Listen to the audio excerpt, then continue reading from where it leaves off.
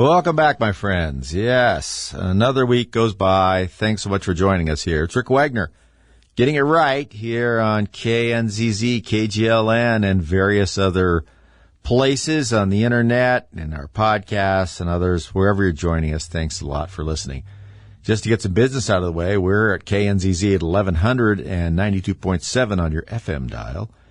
And over at KGLN, we're at 980 and 101.3. So we're on 4 stations at once. So nothing about translators, the ships at sea, of course, and other modes of communication. So we appreciate everything that you guys do to listen to us. Before I forget, since I did some research and a few things, if you want to reach me, you can send me an email at Rick Wagner, just one word, Rick Wagner, at mail.com. And if you want to follow us on Facebook, we're the Political Viking, because we are the ultimate disruptors, the Political Viking on Facebook. And, I think we have a YouTube channel that I've sort of cooled off for a little bit while we're coming up with some new things there. I'll let you know when we do that. Might post some things on the Facebook video-wise and so forth this week. But anyway, and I hope you guys are looking forward to Thanksgiving. And we do have a lot to be thankful for.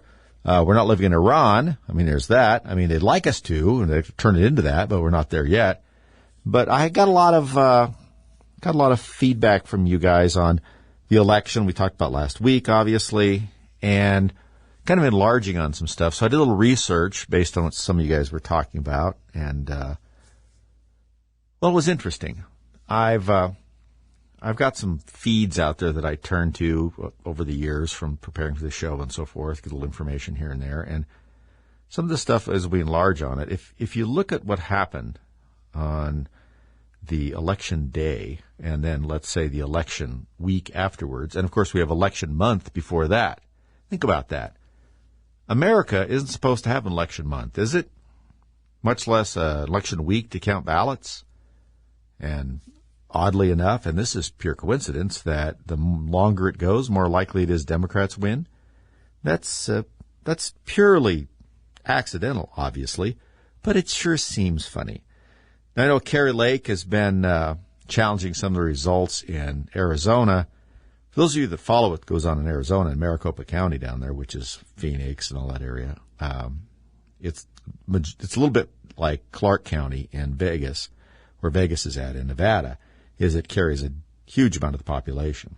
You know, they had all kinds of problems. Remember, the machines were down for 20% of the people in the county. The tabulation was this. They ran out of things. It was just, it looked like it was run by a bunch of distracted 6th graders. At best, that's what it is. It's certainly extreme incompetence. If there's more to it, hard to say.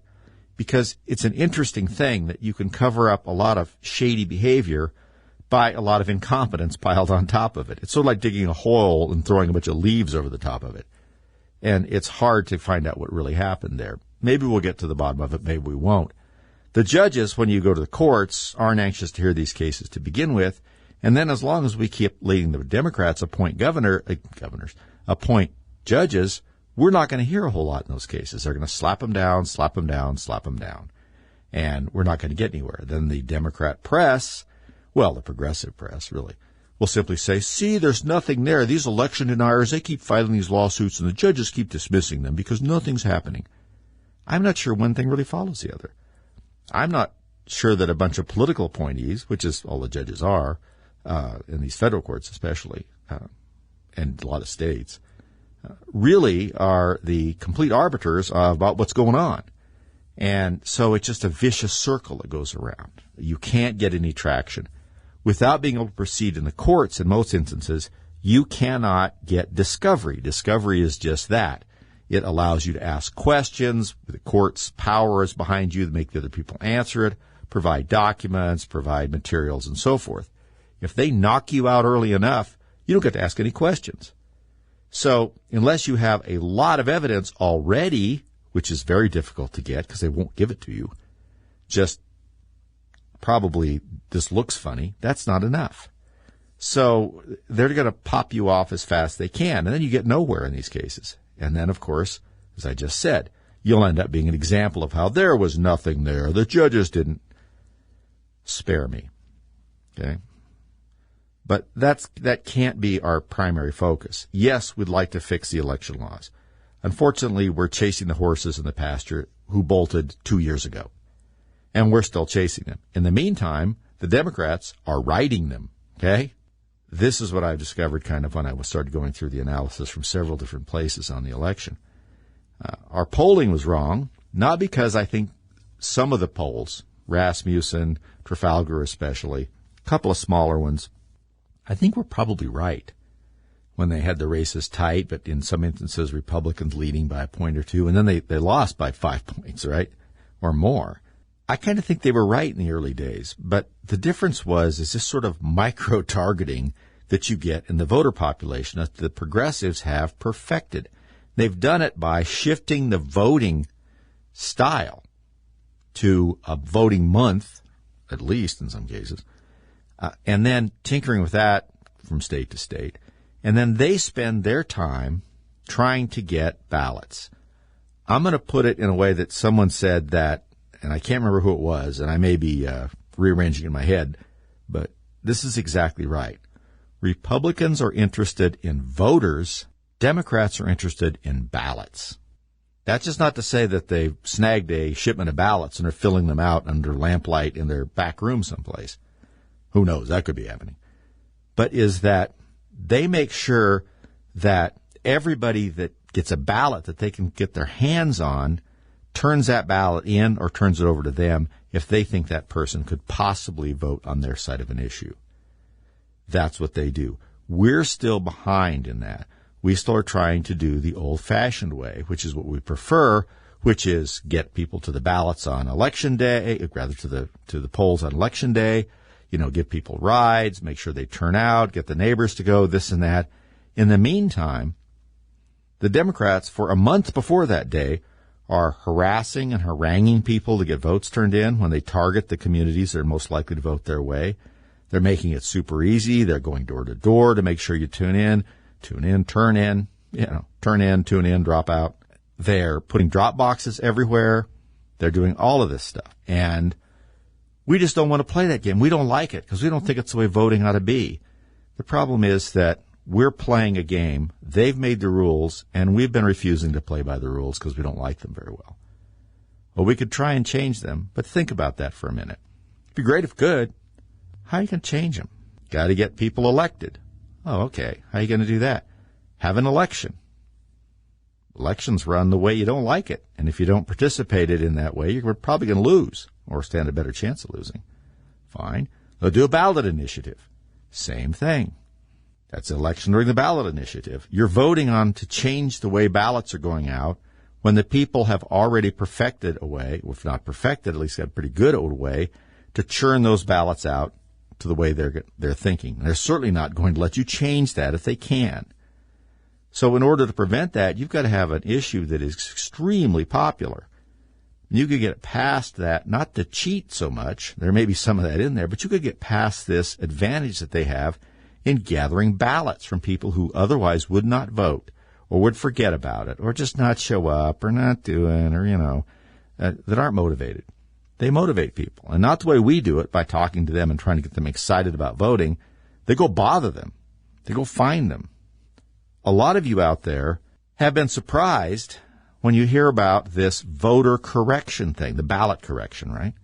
And it's been brought up in this third congressional race we're having in Colorado, which was pretty close, closer than it should have been. And you can correct ballots. Well, they were letting people correct ballots for a week. There's actually not. There's a period of time before that, but it just ended. And people were surprised that information about who they were, that something was wrong with their ballot, was made available to the parties. And that operatives would call them up. Someone was saying they're coming to their house, doing this and that to make sure you turn their ballot in. First, they try and make sure you're from a group that they think you're going to vote their way. We're really talking about progressives. That's pretty crazy. People didn't know that could happen. Gives an idea of where we're at and why we're at a disadvantage in that behavior. All right, we're back from a little break there, folks. Let's keep talking a little bit more about what we've discovered about how we are going to have to change the way we think about election participation if we're going to win some more. We were lucky to win the ones we did, probably, as the more I examine this. Some of them we were hyped up, probably not as close as they seemed, especially when you turned out some of these micro groups, like I told about, that in national polling don't show up in very large numbers. But when you place them in certain districts, when they're in certain districts and can be turned out against specific candidates, they're much more effective. So you have to watch this national polling thing about what's important and what's not. And we talked about this Dobbs decision with abortion, how nationally it wasn't playing as well as the Democrats thought, but in groups it was playing very well for the Democrats, especially when they were saying things that flat weren't true, and the Republicans weren't countering it anyway. We talked last week about how the fact that Republicans didn't seem to have any argument at all. They were all over the place on it, and they didn't have anything cohesive. So you factor that in, you get some candidates like Bolduc in Brigadier General Bolduc out in New Hampshire. I mean, Maggie Hassan won that first race for her 6 years ago by 0.6 of a point. Bolduc gets out there, has a lot of enthusiasm, Trump-endorsed candidate, some money, but not nearly enough, really. But it seemed like it might be kind of close. I was thinking, well, it might be close. We lost by 10 points. And once again, he had some hardline positions and had come up with some positions, but hadn't had any guidance about, well, how should we talk about these things? What's the plan? What's the overarching plan? Republicans didn't have any. And the Democrats always have them on some of these issues. They're extreme, but they're an answer, right? So voters look at that and go, well, I understand where they're at, right? My concern over the abortion issue is alleviated by the fact that the progressives think that it's okay to have it, forever, anytime for anybody, just period. So I may not even be crazy about that, but it's an answer, whereas the other side, I don't know what their answer is. And obviously there were some candidates that were very, very adamant about their beliefs, and that's fine. You run that out there and see how it goes. But others just didn't seem to know what to say. And that screwed us up. We didn't have and that's frankly the problem with leadership. I hate to go back that because, the Monday morning quarterbacking, we all hate that. Hindsight 2020, all those things. But I think we all talked earlier about this lack of messaging from the Republican establishment, the McCarthys and McConnells. Well, McConnell's a different thing altogether. He's all about McConnell and all about keeping his position, and he is a swamp creature, a true swamp creature. When you look at him, you should just imagine him all the way below the water, which is his eyes sticking out. That's pretty much, he's been there too long. McCarthy is partly that way, and he's also cut from the same cloth as Lindsey Graham a little bit. A lot of talk, a lot of yakety yak, not much doo-doo. You know what I mean? I don't mean doo-doo in the way some people mean. I mean not doing much, right? And that's kind of how he's always been. And so he offered his promises to America, whatever it's called, and they were, like I said last week, vague points like make things better. Wow, that's good. I have a great platform along those very lines that I think will get me elected anywhere. It's subtle and it's hard to understand, but I think people will get it, and that is that I am for things that are good, okay? And I am against things that are bad. Huh? That's a winner, isn't it? Yeah. That's pretty much the Republican platform. So, didn't help anybody out. Doesn't give any candidates any guide, too. Not everybody gets to go sit at the feet of some mentor someplace, tell them how to run their campaign. They need a little help. They got none. Money was weirdly allocated, especially by McConnell. He poured a bunch of money into Alaska to save Murkowski, right? What? So it was a bizarre situation, but there's some threads that are easier to see now. Here's the one that I thought was interesting. But these unmarried women, they were very interested in the abortion decision. And they don't show up as a huge mass when you do the polling, when you just poll everybody.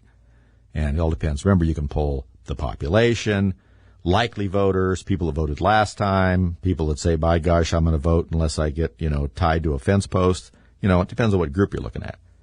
But still, exit polls in, I think, 2020 showed that group voted for Biden by 63%, which is ridiculous, but still 63%. In 2022, that same group, based on exit polls, voted for Democrats in the House by 68%. Okay? You see what the problem was there. Even if a relatively smaller group, and this is not a small group, but a relatively smaller group, if you turn enough of them out, it makes a difference.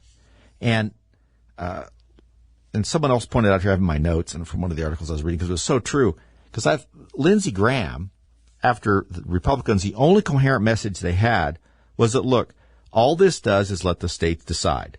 Federal government shouldn't decide this. The states get to decide this particular issue. Okay, fine. Next thing I know, Lindsey Graham is out there floating a federal bill on abortion.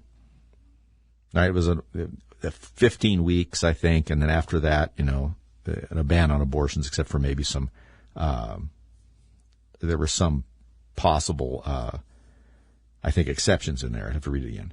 But all it did was let the Democrats say, see, they're lying. They say that it's going to the states, you get to vote on it and all this kind of stuff. Next thing we know, the Republicans are trying to push something through abortion in Congress. Half the people are talking to don't even know what it is. They just hear that. It was tremendously, undermining for the message that it was up to the states. I don't know what Lindsey Graham was thinking about. I think he got up one day and thought, well, we'll put something out there that the majority of the population might be in agreement. And if you do the polling, once again, polling. But if you ask people, abortion support is much more prevalent in the first trimester. And as it goes past that, it really starts changing quickly. So he thought, well, we'll float something out there that is what most people seem to want. Yeah, but that wasn't the problem. The problem was that most people aren't paying that much attention to the actual bill. They just hear from the Democrats that the Republicans, despite saying that it was going to be up to the states, are trying to put a federal law into effect, outlawing abortion at, they don't happen to mention at what point or anything, and it undermines all of that. It was a crazy move. I didn't understand it. It's not something that you see very often. It's like there's no coordination in message there whatsoever. So, you have that going on.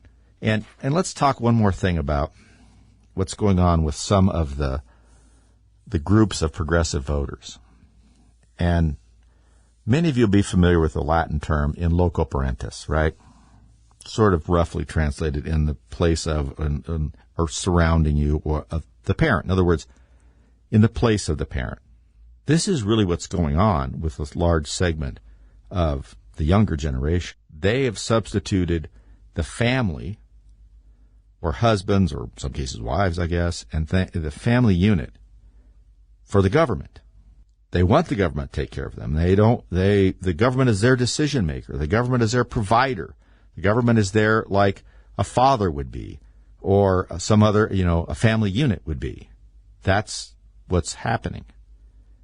And that in loco parentis piece is very dangerous for a free society, because it's not a free society.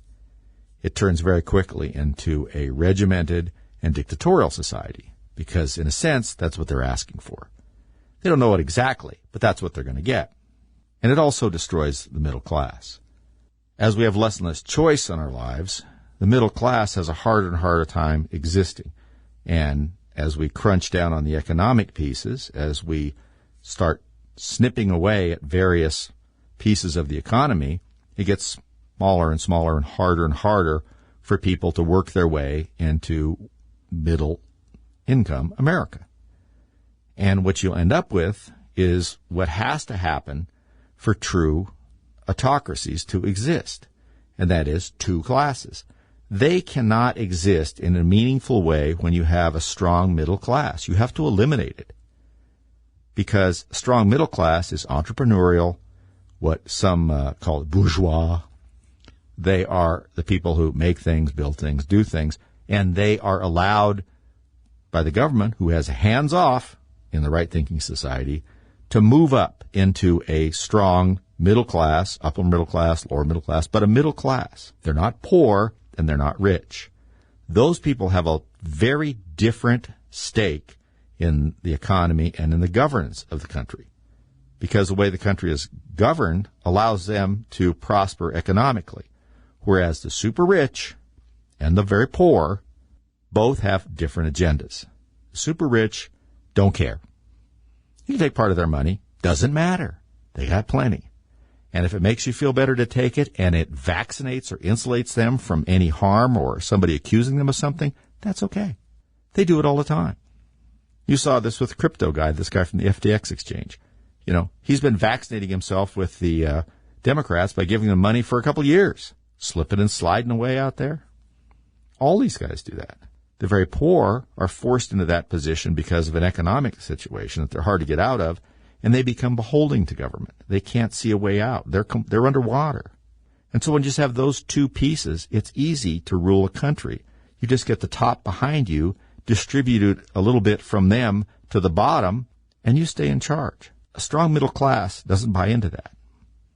We have to preserve it. We can't let them destroy it. And they are. So when you recognize that, you understand why some of this stuff that we think they want to change because it's hurting the economy, a lot of them don't want to change. All right, everybody, we're back into the deep dive into how we can take our country back. Well, take it back. We'll just repossess it. It's sort of like an eviction. But to do that, we got to understand things a little bit better. Also, for those of you who are listening on the podcast and other ways and don't hear the bumper music, I will, once again, like we did last week, impart to you a tremendously important philosophical idiom coming from the Eagles, the band, not anything flying over your house, that you need to take it easy. We're going to get stuff going. We're going to get it back. Be very, very determined. But don't, here's the best part of advice. Don't let the sound of your own gears drive you crazy. Whatever that means, I get it. I'm not sure exactly how to explain it, but I know what it means. The sound of my own gears drive me pretty crazy lots of days because of this stuff. So we got to put our head down, just keep plowing forward. And we need to change our paradigms about how we do things. Let's talk just a little bit more about that. I'll try and be interesting. I'm working at it. Here's a couple other facts. And I have my notes here. You may hear my paper rustling. I also have to look at my handwriting a couple of times to figure out what I wrote. A lot of this stuff I got from 2 or 3 places. One was a very good article. I think it was on Revolver News even, but on this analysis. And I just thought it's important to let you guys know how this stuff works. Getting back to this election and how things changed and how we have to change our ground game out there and our game in general. 2018, right? 163. It's just crazy. In Pennsylvania, 163,000 citizens, here making my notes, voted earlier absentee in the 2018 election. In 2020, 2.6 million voted absentee or early. And in this race in 2022, 1.2 million Pennsylvanians voted earlier by mail-in ballot. That's how the Braddock behemoth got elected to the Senate, right? And this just shows this thing I've said before. We're looking for voters. They're looking for ballots. And that doesn't just mean that they're making ballots up, who knows, putting them through the copy machine, whatever the case may be, is that instead of just trying to get people the day of and turned out, which we still need to do, is they're out harvesting ballots from people who may not vote all the time, may not be particularly who you would associate with voting. They track them down. They have a system called ERIC. That's an acronym for a computer system that is utilized in some places that tracks people down who have received mail-in ballots. This is especially useful in states that do all or many mail-in ballots. In Colorado, where I'm at, we're all mail-in because that's the way it goes. The next legislative session will probably devolve to the point where you vote by driving by and waving out of your car window with putting up 1 finger, 2 fingers, and that'll be how we'll vote. Or we'll vote on the Internet. There's actually a lot of people that want to do that, vote on the Internet. We'll vote on the Internet, of course, because that's absolutely secure and is no problem whatsoever. Have your servers go through Albania and then who knows what, right? So, but outside of the people who aren't interested in election integrity, there are the people who are just still doing mail-in voting because That's as close to not being interested in election integrity as you can get until you vote on the internet. But what you do is, this is what they're doing. They concentrate on tracking ballots down sent to people who have yet voted. Right? They know who ballots get sent out to, and then they see ballots have been returned. And if they haven't been returned, and they're in areas where they expect them to be progressive Democrat voters, they start contacting people and seeing if they've voted, if they haven't voted. Have you filled out your ballot yet? If you haven't filled your ballot out, would you please do that? And we'll come pick it up. We'll do everything for you. All you have to do is just scratch your X on the back of the envelope. And since you're probably a Democrat, we're going to assume you voted for everything. If you have any questions about who to vote for, we're happy to answer those for you. And they're very good at that kind of thing. And it's perfectly legal. And in the states where it is legal, which is far too many, but yeah, it's perfectly legal. So they're out there able to harvest these votes. They're not just getting the votes of the people who want to vote. They're finding, encouraging, and transporting the ballots of people who just can't get around to it or whatever the case may be. They're not just trying to get them to the polls. They're just trying to get their ballot turned in. That's a different focus than we've been doing. And when you see the numbers of the people that are doing, it is, what they identify Democrat or progressive leaning voters. And especially people who've been in the past unlikely to vote. They can see they haven't voted for maybe 2 or 3 election cycles. In the old days, 10 or 15 years ago, back, when people wore powder wigs and stuff, if you hadn't voted for a few election cycles, you got taken off the rolls. And you had to re-register if you wanted to vote. Not anymore. This is why they don't want to clean the election rolls. This is why in our state, our Secretary of State and others like it will lay down in front of a bulldozer before they agree to start cleaning off the ballots, or rather the voting rolls, because they want those people on there. Now, a lot of people say, well, they want them because it's easier to cheat. You can create these people or pick the ballots up and vote yourself. Don't know about that. You can be suspicious if you want, but there's still a very big advantage that's legal, which is you keep sending these ballots out to people who don't vote. And they don't get returned. And in my state, if it gets returned and they're not at that address, they at least take that off. Some states don't even do that, I don't believe. But they keep sending them out. People just never return the ballot. This and that. Junk mail. Well, they track those, especially if they are in these groups that they identify as progressive or heavily Democratic voters. And they target them to get those ballots turned in. And they have a lot of time. Right? You send your ballots out a month ahead of time, say, before the election. That's a lot of time to track people. And when the ballots aren't coming in, you can look at people, hey, this person hasn't voted the last couple of elections. They live in an area where there's a lot of Democrat voters. In elections 4 years ago, 6 years ago, 8 years ago, they voted Democrat. They haven't turned their ballot in. The computer tells us it isn't in yet. Let's get them contacted and try and get that ballot turned in. Maybe call them on the phone, maybe go by their house, whatever the case is with a canvasser, and see if they're going to vote. If they don't want to vote, then say, well, we'll just take it in for you if you want. We'll just do everything. Just go fill it out, hand it to me, and then we'll leave you alone. And that's very effective. And when you see these numbers of how many ballots are out there in states where they only have partial mail-in ballots, or anybody can request one, or we send you one anyway, you see what's happening, right? Very, very, the amount of mail-in ballots in Pennsylvania that were out there,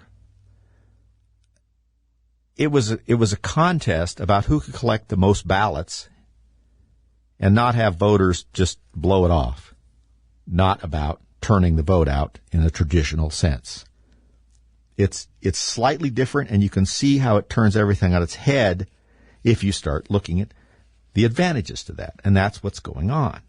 The last thing is something Victor Davis Hanson was talking about, and some other commentators. And this is an interesting point.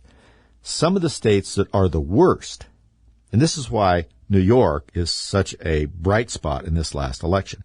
Some of the places that are in the worst shape because of these progressive policies, the Oregons, the Portland, Washington State, California, which is turning into a third world country in a lot of places, if that, and New York. This part of the city is, like something out of Escape from New York, only you can't escape unless you have enough money to move. They're leaving. So what you're doing is you're pre-selecting the voters in a sense. So if someone's in New York and they are more conservative and they just can't take it anymore and they have the opportunity, they're moving. And they're moving to Florida, and they're moving to Texas, and they're moving to Tennessee. And so those states are actually getting more conservative. But it's taking away conservative voters from these progressive states, which is turning them a little bluer. It shows in New York that's been losing significant population to Florida especially, and also to Tennessee. Shows how bad things are that we had, I want to say 3 seats, congressional seats there, that went Republican. I think all the seats in Long Island went Republican. It shows you how bad it is because they've been losing conservative people out of that state for probably 4 years. 5, maybe. I mean, there's some people drifting out before. But now it's getting to be very noticeable. So they've been getting more blue, not because more blue people are there, but because that's all that's left. This is another thing, the census. Some of you, and I know I've talked to a couple of you, have followed this census thing about this. The 2020 census was very screwy, and they even admit that they overcounted some blue states and appear to have undercounted some red states. Now, why would you do that? Well, first, if you don't have enough people, you lose representation. That's how it works. You'll lose seats in the House of Representatives. California did. New York lost a seat. I want to think off the top of my head, maybe Illinois did, because they had too many people leaving. It's hard to imagine in a state like California that used to have such an influx of people. They still have an influx of people. They're not citizens. And one of the reasons they fight all the time to have non-citizens counted in these places, particularly California, in the census is because without them, the representation drops off even lower. They're losing people. They're making them up by people in the country illegally, but we're not supposed to be counting those for the purpose of representation in the House of Representatives.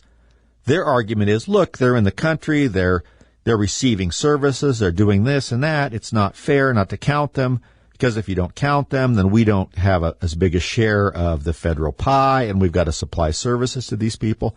It's really a circular argument if you think about it. Okay, let's say that's true. Well, if you didn't welcome them in, you wouldn't have to pay all this money. And that argument about not getting enough of the federal funding for it because your population isn't being counted for those folks falls apart. So, if you enforce the law to begin with, you wouldn't have this problem. You wouldn't have all this money going out. And if you're losing population because you have terrible policies, you wouldn't also have this drag of people who are inundating your social services system, your schools, and things like that. So their argument is not good. If you enforce the law, you wouldn't have these people, so you wouldn't have to be able to make this argument that we have to have them counted towards the census so we get money. Because remember, there's a lot of allocations out there in the federal government that are based on population and representation. And so that census has a lot of consequences after you have it. It isn't just to determine, how many cars you have in the garage. It's very important to the left to get that census going their way, especially when they're losing population in the states where they had a lot of blue representatives. So they'd like to count everybody that's there, whether they're illegally or not, or whatever. So that's something that happened. And then also there's just been some weird things with the census. Now, I know it's hard to imagine that the deep state, as the Department of Commerce, I think, runs the census. It's hard to imagine that those fearless crusaders and selfless bureaucrats in the federal government would have a political agenda about their job. I know, it's shocking. Who would have thought that? I mean, I've never heard of such a thing before. Obviously, they do. So that is a very interesting piece of all of this. But in the meantime, just plain voters are getting the heck out. So that's a dynamic you can't do much about. Sure, you'd like to build a wall around a couple of these states and make them live in the state that they created. But unfortunately, we can't even build a wall on the border between the United States and Mexico, much less around Oregon. So there you have it. Also, there's a lot of people in Oregon, by the way, that are like people where I'm in Colorado. The western slope of Colorado is a very different political place than the eastern slope. There's a lot of folks in the eastern side of Oregon that would like to get the heck out. I don't mean of the state, but they would like to get their property out of the state of Oregon and go with Idaho or something like that. And there's been some votes about that. So, it's dynamic. It's always changing. But if you follow it, you see why these things are taking place. And you and I and people who are interested in having the country get on the right foot again have to be able to take advantage of this. And to do that, we have to stop thinking about things the same way. So that's my tirade, the way I've come up with this. We also have to start looking at different ways to get our message out. Our message is attenuated by the fact that we don't own the media. And we're just used to it. Some of this stuff is so one-sided that's shocking if you weren't slowly just used to the fact that, 87% of the mentions of the Republicans on, you name it, CNN or whatever, is negative. Yeah, of course it is. Really? Is that what? We just put up with it now because we're just used to it. We're not going to be able to change them, maybe. The way you change them is you stop watching them. And I'm not going to say boycott any. I don't like boycotts, but, don't support people that hate you. Advertisers, news stations, whatever the case may be. Newspapers, whatever. People walking around your neighborhood handing things out. Just don't support them if they hate you or if they don't stand against everything you're for. So we've got to have better ways to get that out. Right now we have Fox News, which I enjoy a lot. However, there's some holes, Brett Baer, in the whole thing. And if you watch on the weekends, it's up and down. It's up and down during the day on the weekends. But there has to be something besides that.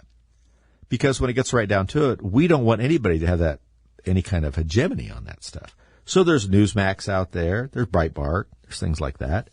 You should get a different take on all those places. But in your local situation, one of the big problems you have is that you have a very difficult time getting information about what's happening on the local and state level. We've talked about this here many times. I'm sure you're bored with it. I hate to keep beating the same drum, but yeah, we're in a situation where they've decided, as I've said many times, that we just don't let the yokels know and they'll be quiet. And then when it's a done deal, what are they going to do? And we've seen that many times where very controversial things just slide through at your city council or the legislature. Nobody said a word. And then when it's done and you go find out about it, you're shocked.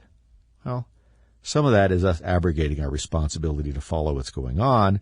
And some of it is that we don't have a centralized location to find these things out. And what used to be sources of information to find things out about what was happening in your government have decided that either they've disappeared or they've been completely captured by the left. And that's that.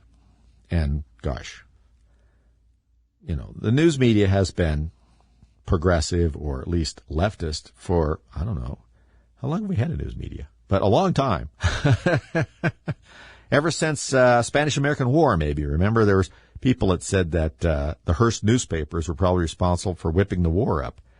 But we have that. We have a bias there. And the bias has changed a little bit from trying to talk about controversial things, convincing you they're not controversial, to just not talking about them at all. Didn't happen. If a bill to limit your purchase of firearms is passed in the legislature and no one talks about it, did it really happen? Doesn't seem like it, but wait till you go somewhere and feel the consequences. And then, sure enough, it did happen. So we're going to have to get more savvy about how to get information out. Now, I know when we talk about the internet, it's annoying because it's Byzantine. You feel like you're getting run through a bunch of funhouse mirrors to get places, and then they're not your friends, so they have a tendency to hide your web addresses and stuff like that. And by the way, I always say this because I want to make sure people can find it by just coming to it directly and not searching, because I'm a little leery of the search engines out there. But you can get to my website where there's links to all this stuff we talk about at therickwagnershow.com, or to connect the stuff that we use, in some other places like Facebook and so forth, politicalviking.com. That will get you there too. Both get you to the webpage. If you want to come in, it's all just news on there, news items, stuff I've picked up, a couple of snarky comments from me, and some videos and a podcast from, I think, Victor Davis Hanson is on there. It updates 3 times a week, and some stuff that I like. But a lot of it's just tons of news feeds. So you can do that. And I'm very leery of trying to find my website and stuff just with some random Google search, because I don't think they're as interested in having you find a conservative website as they are, say, the Daily Beast or something. But that might just be my paranoia. But you've got to inform yourself. And everybody out there that is interested in forming Republican/conservative groups, or already existed, have got to have some way to communicate with your members that's very regular and useful and doesn't flood their mailbox with stuff every day. It has to be trustworthy so that when they say this is an alert, it's actually about something that matters, and not some, this is an alert, the flashing red lights, and it's for, an ice cream social in 2 weeks or something. That's all fine to put out there, but have some mechanism to communicate with people so when they see it, they know that it's something they need to look into and find out about. We're kind of down to that. And we're going to develop that. I mean, I have some people that I work with here that we've just been sort of working pretty hard at trying to learn our way through the Google / YouTube's owned by Google, and even the Facebook stuff, which is falling off a lot in many ways. And don't forget Instagram, which is very important to a lot of people. TikTok is just something that's hard to figure out. TikTok is a way people get a lot of hits, but doing a lot of weird stuff. If you want to watch Beto O'Rourke dance for a minute, TikTok's the home for you. So it's harder to figure out how to get your message out. But we have the message. We got to craft it. We got to understand what the battlefield is. We got to get our tactics to the battlefield, and that's how we'll win. Okay? More next week. Have a great weekend, folks.